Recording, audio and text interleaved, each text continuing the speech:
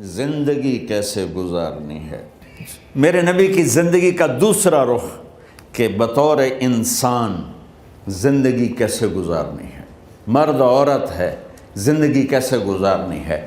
پہلا رشتہ جو قائم ہوا دنیا میں وہ ہے خامد اور بیوی، حضرت آدم اور حوا کا نکاح ہوا۔ اللہ تعالیٰ نے عورت کو کمزور بنایا تو پہلے دن سے اس کو عزت اور احترام دیا تاکہ ساری زندگی اس کمزوری سے ناجائز فائدہ نہ اٹھایا جائے بلکہ اس کو عزت دی جائے۔ کہ آدم علیہ السلام کے لیے مٹی اکٹھی کی، پانی ڈالا، گوندھا اور ایک اسٹیچو بنایا اور ڈال دیا۔ جب وہ خشک ہوا اس میں روح ڈالی اور پھر وہ ننگے بدن تھے، پھر ان کو جنت کے کپڑے پہنائے اور جنت میں ڈال دیا۔ اس کائنات کا حسن بھی عورت سے ہے اور جنت کا حسن بھی عورت سے ہے۔ حضرت آدم علیہ السلام جنت میں، لیکن بابے جی دا دل ہی نہیں لگتا، کلے کلے ہی ٹرے پھر دیں۔ اب اللہ نے عورت کو بنانے کا ارادہ کیا تو اللہ ایک ڈھیر مٹی کا اکٹھا کر کے عورت کے لیے بھی بنا دیتا اور اس کا اسٹیچو بنا دیتا اور اس کو خشک ہونے دیتا، پھر اس میں روح ڈالتا، پھر اس کو کپڑے پہناتا۔ آپ حیران ہوں گے، سبحان اللہ، اللہ نے ایسا نہیں کیا۔ آدم علیہ السلام سوئے، آنکھ کھلی تو دیکھا ایک خوبصورت حسین عورت۔ یہ بات اکثر لوگوں کو معلوم ہوگی کہ یوسف علیہ السلام دنیا کے حسین ترین انسان تھے، اور یہ بات شاید کسی کو معلوم نہیں ہوگی کہ دنیا کی سب سے حسین خوبصورت عورت حضرت حوا ہے۔ حوا جن پر بڑھاپا آیا ہی نہیں، 1000 سال کے قریب زندگی گزاری، بڑھاپا نہیں آیا۔ حضرت آدم اور حوا قریب قریب عمر تھی۔ حضرت آدم کی عمر تو کتابوں میں مل جاتی ہے 1000 برس، لیکن حضرت حوا کی عمر کتنی تھی یہ کہیں پڑھنے کو ملا نہیں، اس لیے میں اندازہ کرتا ہوں کہ قریب قریب ہوگی۔ بڑھاپا نہیں آیا، بیماری نہیں آئی۔ اور حضرت حوا کو مینسز بھی نہیں آتے تھے۔ یہ عجیب بات آپ کو بتاؤں، اللہ نے اتنا جنت کا ان کے اندر نمونہ رکھا۔ تو جب حضرت آدم کی آنکھ کھلی تو دیکھا ایک حسن کا پیکر، انہوں نے تو جنت ہی بھول گئی۔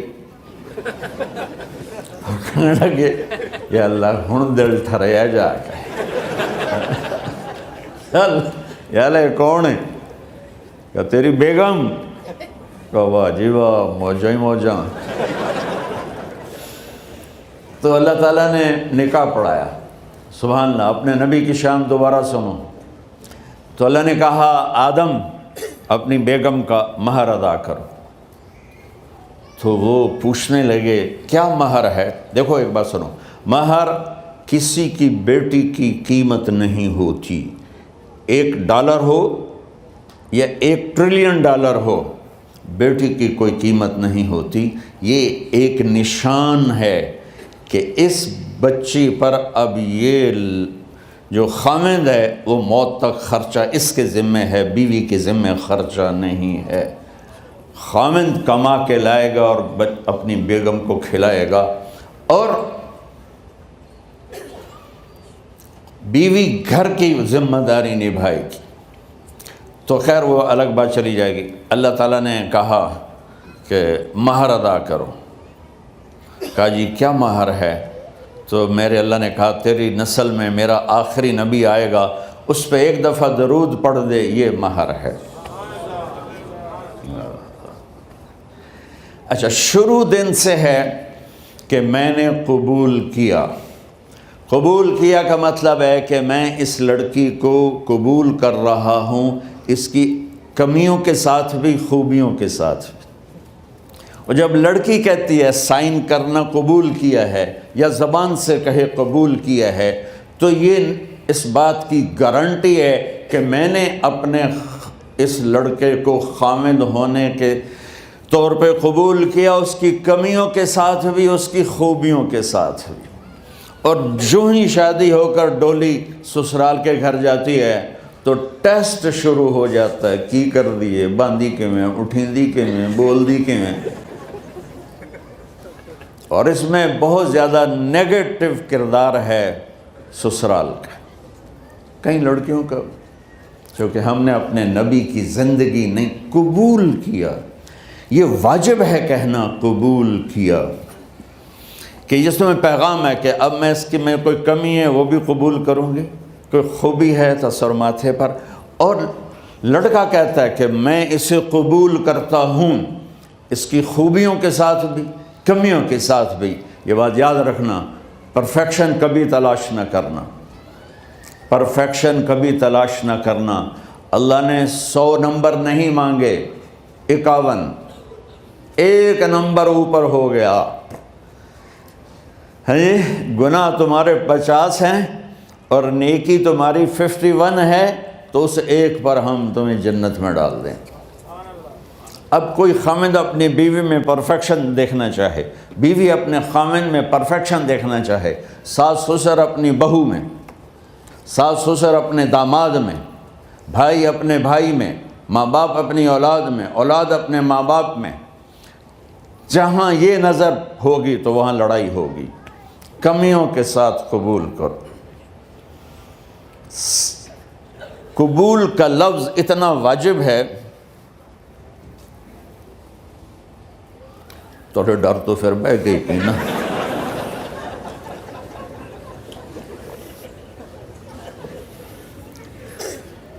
قبول کا لفظ اتنا ضروری ہے کہ اس کے بغیر نکاح ہی نہیں ہوتا۔ میں یہ کئی جگہ لطیفہ سنا چکا ہوں، اور واقعی قصہ بھی ہے، ایسے لطیفہ نہیں ہے۔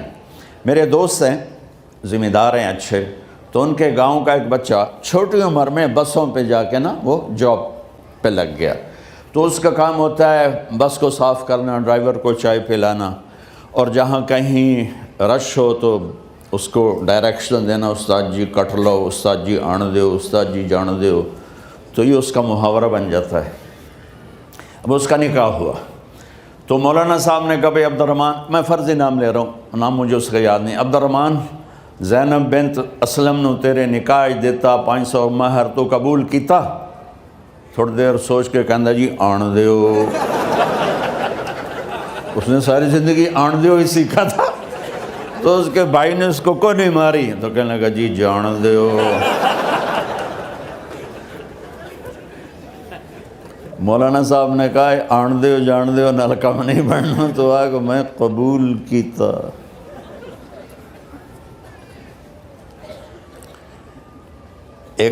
یہ بھی صحیح واقعہ سنا رہا ہوں۔ ایک نوجوان نے بیوی کو 3 طلاق دے دی کٹھی، اب ہو گیا پریشان، مولانا صاحب کے پاس گیا، کوئی میرے جیسا ہوگا، مولانا صاحب 3 طلاق دے بیٹھا، کوئی مسئلہ کا حرام؟ کہا جی کوئی رستہ حرام، کوئی گنجائش حرام۔ اس نے جیب سے موٹا سا لفافہ نکالا اور مولانا کے جا نماز کے نیچے ڈال دیا، کہ مولانا صاحب کوئی گنجائش؟ کہ ہن تو سوچنا ہی پوے کی آکھیا ہی تو اپنی بیگم نو؟ اس آکھیا جی میں آکھیا ہی 3 طلاق، اس آکھیا مبارک ہوئے طلاق نہیں ہوئی۔ میں آکھیا جی او کیویں؟ آکھے او جڑا یہ طلاق ہے عربی دا لفظ، اس سے چاکھنا پمدا ہے طلاق۔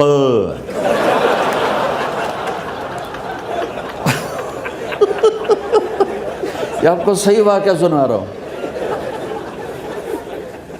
تو تم نے تو چھوٹے کاف کے ساتھ کہا ہے طلاق، او کاف تا کتے آلا ہے، موجاں کر، ایک لفافہ ہو راوے تو چاہے ساری زندگی دا حلال کر دے۔ لفظ قبول اتنا ضروری ہے۔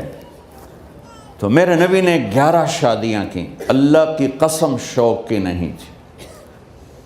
ما تزوجت وما زوجت الا بوحی من السماء نزل به جبریل، کہ لوگوں سن لو میری بات غور سے، مجھے عورت کی کوئی رغبت نہیں ہے، میں نے جہاں شادی کی، جہاں بیٹی کی شادی کی، پہلے اللہ نے آسمان سے جبریل بھیج کے حکم دیا، پھر میں نے قدم اٹھایا۔ تو پہلا رشتہ خامند اور بیوی ہے جو اس کائنات میں جڑتا ہے، یہ دنیا کا سارے رشتوں میں نمبر 1 رشتہ ہے، سب سے خوبصورت رشتہ ہے، سب سے اہم رشتہ ہے، سب سے بڑا رشتہ ہے۔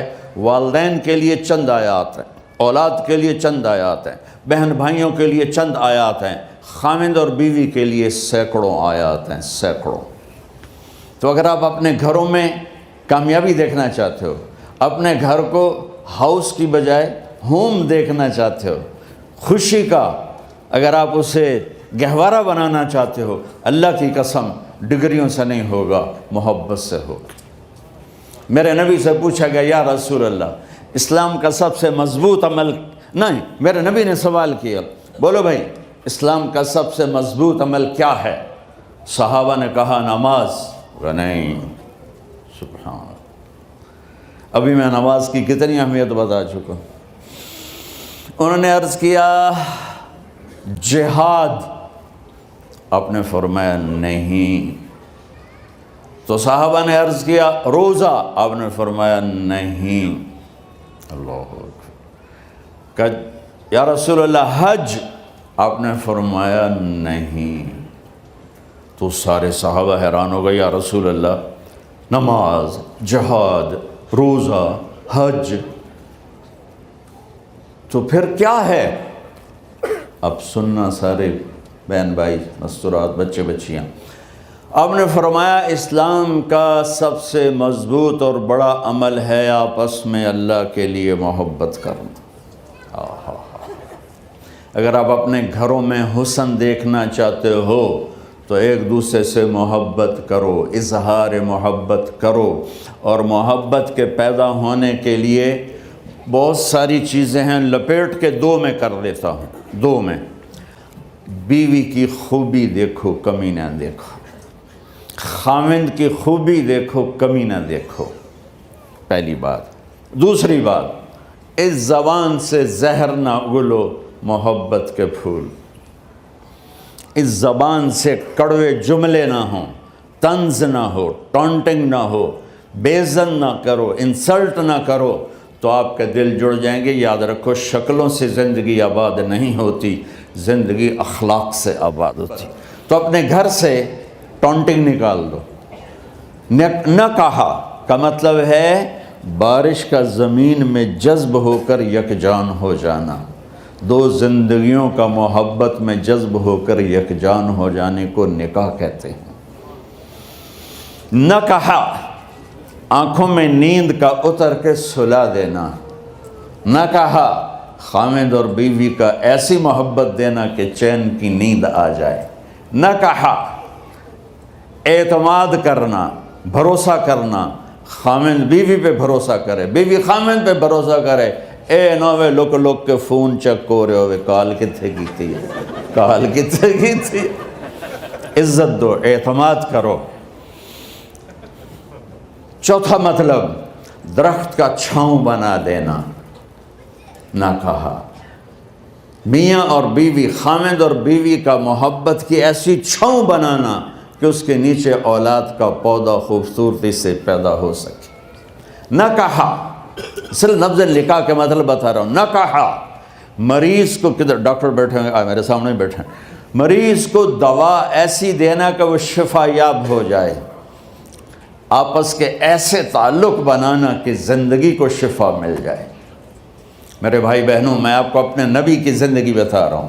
میرے نبی نے 11 شادیاں کی، اللہ ذوالجلال کی قسم، صرف ہمیں زندگی سکھانے کے لیے کہ گھر کی زندگی کیسے ہوتی ہے اور اولاد کو کیسے پالا جاتا ہے۔ اب لوگ کیا مجبوریاں ہیں کہ عورت بھی جاب کرتی ہے، مرد بھی جاب کرتا ہے۔ عورت کی سب سے بڑی جاب اپنی نسل کو پالنا ہوتا ہے۔ جب یہاں ٹائم نہیں ملتا بچے کو، نہ ماں سے ملتا ہے نہ باپ سے ملتا ہے، تو پھر وہ جنگل کا پودا بن جاتا ہے۔ یہ تو وینکوور ہے، فیصل آباد کی بات سناتا ہوں۔ میرے بچے جس اسکول میں پڑھتے تھے ان کے پرنسپل سے میری دوستی تھی، میں ملنے گیا ایک دن، تو کہنے لگے جی عجب واقعہ ہوا ہے کہ یہاں 2 بچے پڑھتے ہیں، ان کی ماں بھی ڈاکٹر ہے اور باپ بھی ڈاکٹر ہے، تو وہ دونوں آئے ہیں میرے پاس کہ ہمارے بچوں نے 3 دن ہو گئے ہیں گھر میں کھانا نہیں کھایا، تو ہم پریشان ہیں، ہمیں بتاتے نہیں، کائنڈلی آپ پوچھ کے بتائیں کہ وہ کھانا کیوں نہیں کھا رہے۔ ایک باری کر کے بھی دکھا دو.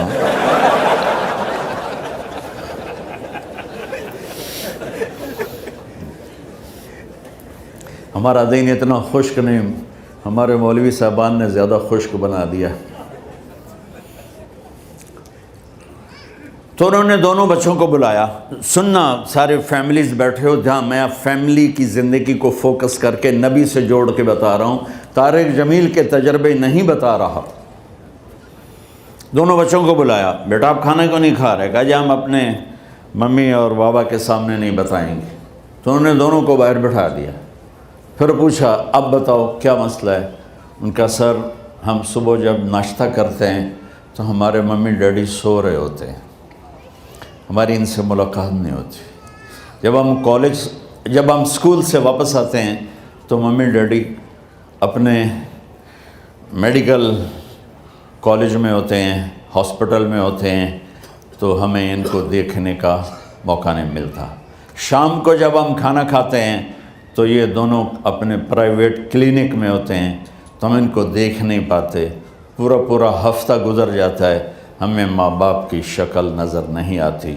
تو ہم نے سٹرائک کی ہے کہ ایسے ماں باپ کی روٹی کیا کھانی جو اپنی شکل بھی نہ دکھا سکیں.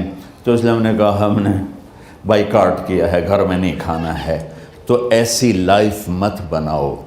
یہاں ایک بہت بڑا چکر شیطان دیتا ہے، بڑی گاڑی لے لو، $100 کی قسط تو ہے، اور بڑا گھر لے لو، $200 یا $100 کی قسط تو ہے.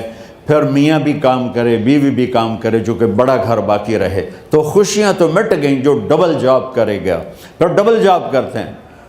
ڈبل جاب کرنے والا بیچارہ تھکا ہوا ذہن لے کے آتا ہے، وہ کیسے ٹائم دے گا اپنے بچوں کو خوشی کے ساتھ؟ جو ماں جاب کر کے آئے گی پھر کھانا پکائے گی، وہ جب اتنی تھک جائے گی تو اپنے بچوں کو کھلا ٹائم کیسے دے سکے گی؟ پوری کائنات کی ذمہ داری تھی میرے نبی کے سر پر، اور آپ اس کے باوجود روزانہ حسن حسین کے لیے وقت نکالتے تھے.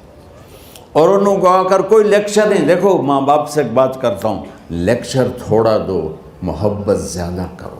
یہ نہ کرو، یہ کیوں کیا، یہ کرو، یہ کرو، یہ چھوڑ کر صرف سینے سے لگاؤ، صرف محبت دو.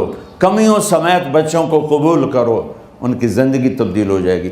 اتنے بڑے نبی، اتنی بڑی ذمہ داری، اور اتنا درد سینے میں کہ آپ کے سینے سے ایسے ابلنے کی آواز آتی تھی جیسے ہانڈی ابلتی ہے. اس کے باوجود آپ روزانہ کہتے این اللقا، میرے شرارتی بچے کدھر ہیں؟ تو وہ بھاگے بھاگے آتے. دیکھو میں فزیکل کر کے بتاؤں گا تاکہ آپ کو پتہ چلے زندگی کیسے گزاری. کہ میرے شرارتی بچے کدھر ہیں؟ 7 بر اعظم کی ذمہ داری ہے. اور تھوڑی چھوٹیاں جابن تو تسی کہتے ہو بزی بڑے ہیں، بزی بڑے ہیں. میرے نبی پہ 7 بر اعظم کے انسانوں کی ذمہ داری ہے، اور آخری آنے والے انسان تک کی ذمہ داری ہے. اس سے بڑی جاب کس کی ہوگی کائنات میں؟ اور پھر آپ روزانہ آتے ہیں این اللقا، میرے شرارتی بچے کدھر ہیں؟ تو حسن حسین بھاگے بھاگے آتے. آپ ان کے لیے یوں ہو جاتے تھے، آؤ بھائی میری کمر پہ چڑھ جاؤ. اپنے نبی کی عظمت کو جانو کہ انہوں نے زندگی کیسے سکھائی. چاند کے 2 ٹکڑے کر دینا کوئی معمولی بات ہے، آسمان چیر کے چلے جانا معمولی بات ہے، ایک زندگی سکھا کے جانا سب سے بڑی بات ہے. کتنی اولادیں برباد ہو گئیں ماں باپ کی وجہ سے، کتنے گھر اجڑ گئے ساس سسر کی وجہ سے، کتنے گھر اجڑ گئے لڑکی کے بدتمیز ہونے کی وجہ سے، کتنے گھر اجڑ گئے لڑکے کے شرابی اور باہر کی گندگی کی وجہ سے. زندگی سیکھو. یہ اتنے بڑے نبی ہو کر آپ یوں ہو رہے ہیں جیسے میں نے آپ کو کر کے دکھایا. دونوں کو اوپر بٹھا لیتے اور کمرے میں چکر لگاتے تھے، پھر یوں کر کے پوچھتے تمہارا اونٹ کیسا ہے؟ سوال.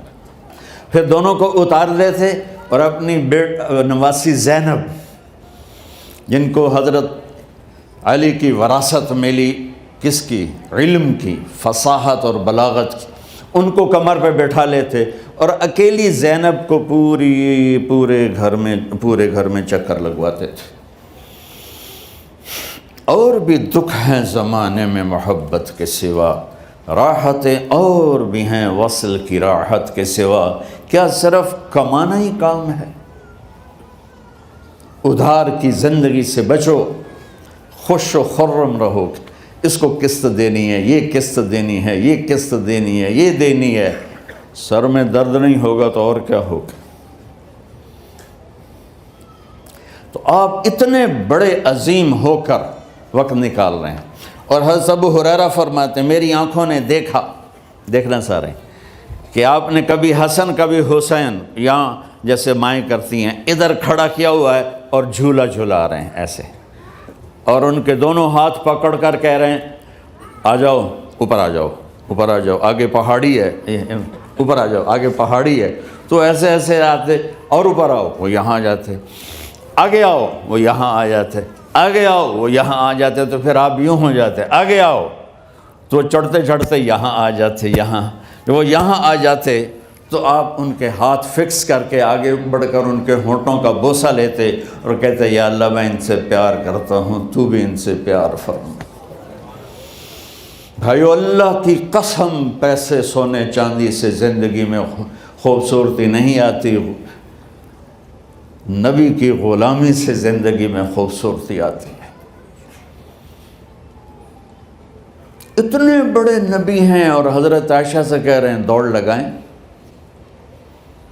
یہاں کسی مولانا سے پوچھو اپنی بیوی سے کبھی کہا اس نے کہ دوڑ لگائیں؟ الٹا سوٹا لے آتے کھلو جاوے گا۔ عائشہ دوڑ لگائیں، اور واپسی کہاں سے ہو رہی ہے؟ دوڑ کہاں لگ رہی؟ جہاد کے سفر سے واپسی ہو رہی، اور آپ نے اپنے صحابہ سے کہا سب آگے چلے جاؤ۔ جب سارے آگے چلے گئے اور کوئی نظر نہیں آ رہا تو آپ نے کہا عائشہ آؤ دوڑ لگائیں۔ تو حضرت عائشہ کہتی ہم نے دوڑ لگائی تو میں آگے نکل گئی لیکن ابھی پیچھے رہ گئے۔ کچھ سال گزرے تو پھر ہم سفر سے واپس آ رہے تھے تو آپ نے صحابہ سے فرمایا سب آگے چلے جاؤ، چلے گئے۔ آپ نے کہا عائشہ دوڑ لگائیں؟ کہ جی لگائیں۔ کون دنوں میں ذرا موٹی ہو گئی تھی تو پھر اللہ کے نبی آگے نکل گئے، میں پیچھے رہ گئی۔ تو آپ نے کہا عائشہ ہذہ بتلک، آج تو اور میں برابر